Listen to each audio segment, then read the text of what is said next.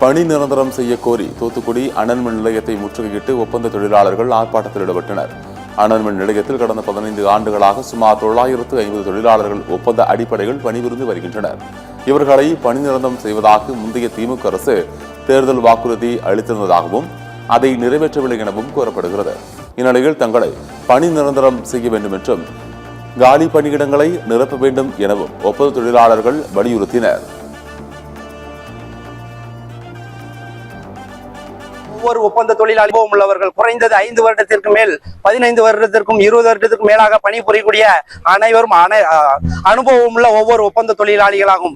மின்சார உற்பத்தி மற்றும் விநியோக வட்டங்களில் இன்று அனைத்து ஒப்பந்த தொழிலாளர்கள் விநியோக வட்டங்களில் மட்டுமே இன்று ஆள் பற்றாக்குறை என்ற செய்தி உலாவி வருகிறது. விநியோக வட்டங்களிலும் எவ்வளவுக்குள்ள ஆள் பற்றாக்குறை இருக்கிறதோ அதே போல் மின் உற்பத்தி நிலையங்களிலும் இன்று ஆள் பற்றாக்குறை என்பது மிகப்பெரிய காலி பணியிடங்களாக உள்ளது. இன்று மின் உற்பத்தி நிலையங்களில் ஒப்பந்த தொழிலாளரின் பங்களிப்பு என்பது 95% ஆகும்.